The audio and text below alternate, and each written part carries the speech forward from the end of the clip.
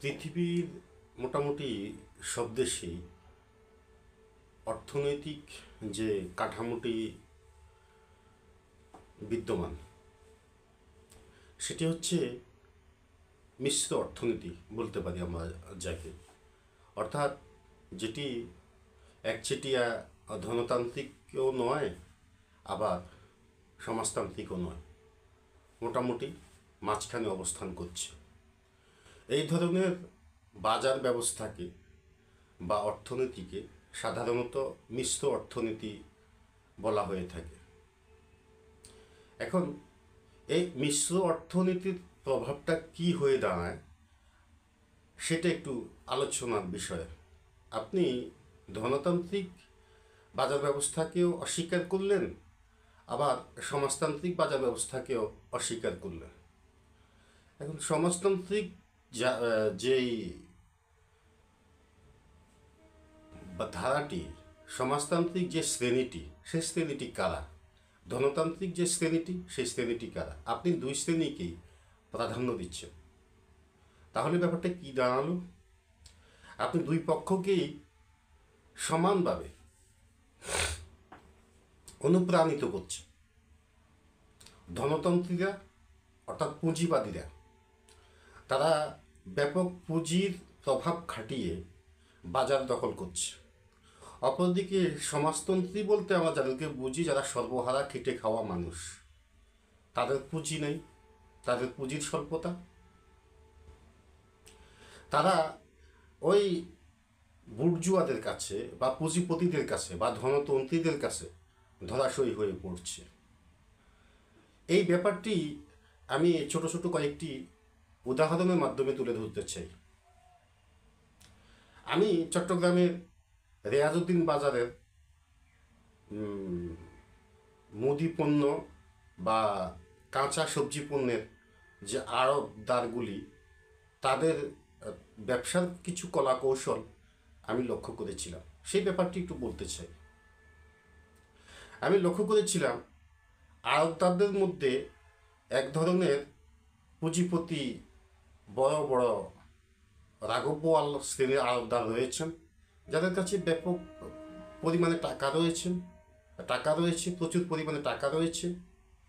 তারা সময় মতো প্রচুর পরিমাণে চাল বা কাঁচা পণ্য, আলু, তরকারি ইত্যাদি মজুত করে ফেলেন।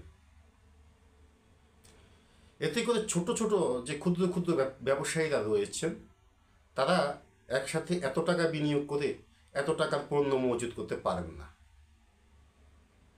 ফলে এই ক্ষুদ্র ক্ষুদ্র ব্যবসায়ীরা, ছোট ছোট ব্যবসায়ীরা বড় বড় মজুতদারীদের শরণাপন্ন হন এবং সেই সুযোগে মজুতদাররা তাদের ইচ্ছে মতো দাম হাঁকিয়ে থাকেন, সেই দামে পণ্য বিক্রি করেন, যেটা ছোট ছোট ক্রেতারা কিনে নিয়ে মজুতদারদের নির্ধারিত বেঁধে দেওয়া দাম থেকে সামান্য 2-1 টাকা প্রফিটে বিক্রি করে থাকেন। আবার ভোক্তা করলো কি? ভোক্তা দুজনকে মধ্যস্বত্ব ভোগ দিতে হয়েছে। মধ্যস্বত্ব ভোগ বলতে আলোচনার বিষয়, সেটা তো অনেকেরই জানা থাকার কথা। অর্থাৎ উৎপাদন থেকে ভোক্তা পর্যন্ত পৌঁছাতে যে কজন মাঝখানে বিভিন্ন ব্যারিয়ার সৃষ্টি করে মধ্যস্বত্ব নিয়ে থাকেন, ভোগ করে থাকেন, তাদেরকে মধ্যস্বত্ব ভোগী বলে। এখন একজন ক্রেতা কয়জন মধ্যস্বত্ব ভোগীর শিকার হচ্ছে? মিশ্র বাজার ব্যবস্থার কথা আমি যদি আলোচনা করি, একজন ক্রেতা কয়জন মধ্যস্বত্ব ভোগীর শিকারে পরিণত হচ্ছেন? একজন ক্রেতা বলতে কারা? সমাজতন্ত্রী, আমরা খেটে খাওয়া মানুষ, নিরীহ মানুষ, আমাদের যাদের পর্যাপ্ত টাকা নেই, আমরা যারা রোজ এনে রোজ খাচ্ছি, আমরা যারা সামান্য আয় করে সারাটা মাস হিসেব করে করে চলতে হয়, আমরা সেই ক্রেতা মানে ভোক্তা। আর উৎপাদক আমার মতোই অসহায় কৃষক। মাঝখানে মধ্যস্বত্বভোগীকে ওই ধনতন্ত্রীরা, ওই পুঁজিবাদীরা, যারা কি করলো, সময় মতো স্টক করলো, মজুতদার করলো এবং যারা ছোট ছোট ক্রেতা, তাদেরকে নির্ধারিত দামে পণ্য দিল এবং সেটা তাদের বাজার ব্যবস্থাপনায় তাদের ইচ্ছে মতো পণ্যের দাম নির্ধারণ করে বাজারে সেটা লঞ্চ করলো। আমি কিনতে হলে দুজন তিনজন চারজন মধ্যস্বত্ব ভোগীকে অতিরিক্ত উৎকোচ বা উপঢৌকন যেভাবে আমি বলি সেটা দিয়ে আমি সাধারণ ভোক্তা পণ্যটা কিনতে হলো। এ হচ্ছে মিশ্র বাজার ব্যবস্থা। বর্তমান বিশ্বে এই মিশ্র বাজার ব্যবস্থা ব্যাপকভাবে প্রচলিত, বিশ্বের সকল দেশে প্রচলিত। আমাদের সংবিধানের প্রিয়াম্বাল বা সংবিধানের যে মূল ভিত্তি সেখানে সমাজতন্ত্রের কথা বলা আছে।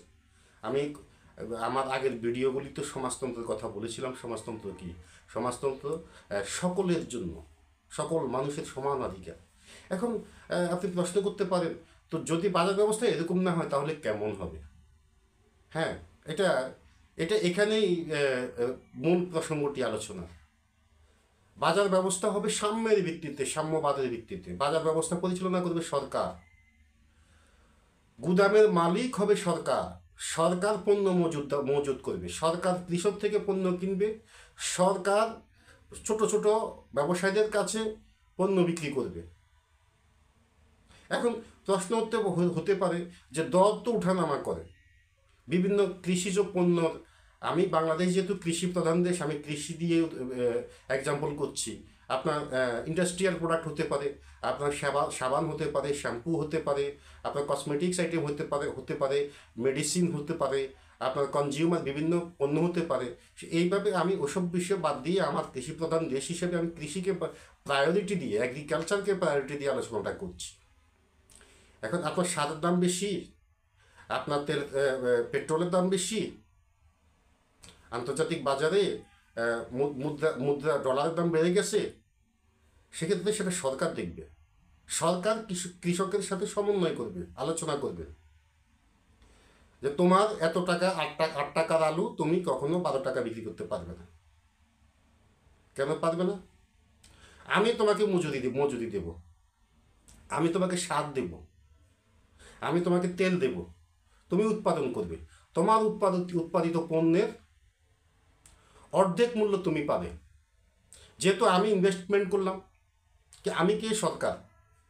এখন সরকারের সাথে কিন্তু সরকারের কম্পিটিশন নেই, কারণ একটা দেশে বা একটা স্টেটে বা একটা বড় যেভাবেই বলেন, সরকারের চাইতে শক্তিশালী কোনো পাওয়ার তো আর নাই।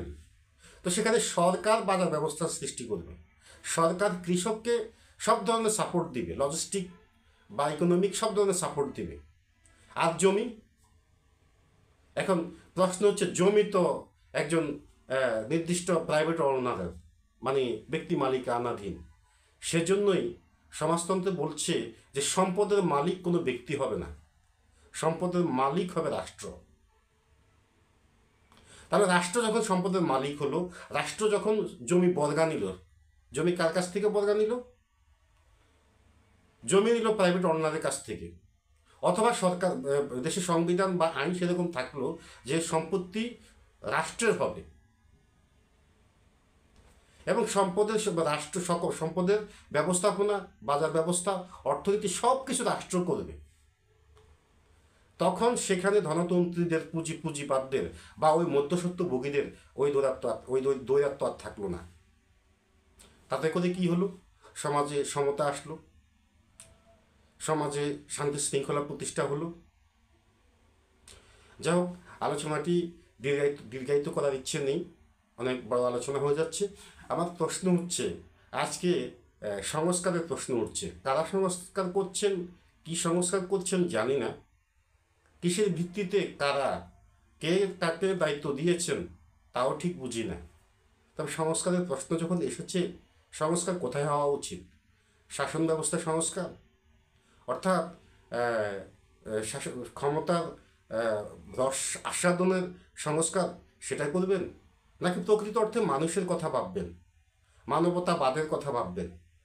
এই অসম অর্থনীতির যে বাজার ব্যবস্থা সেটির কথা ভাববেন, গরিব খেটে খাওয়া মানুষের কথা ভাববেন? কোথায় সংস্কার করা উচিত?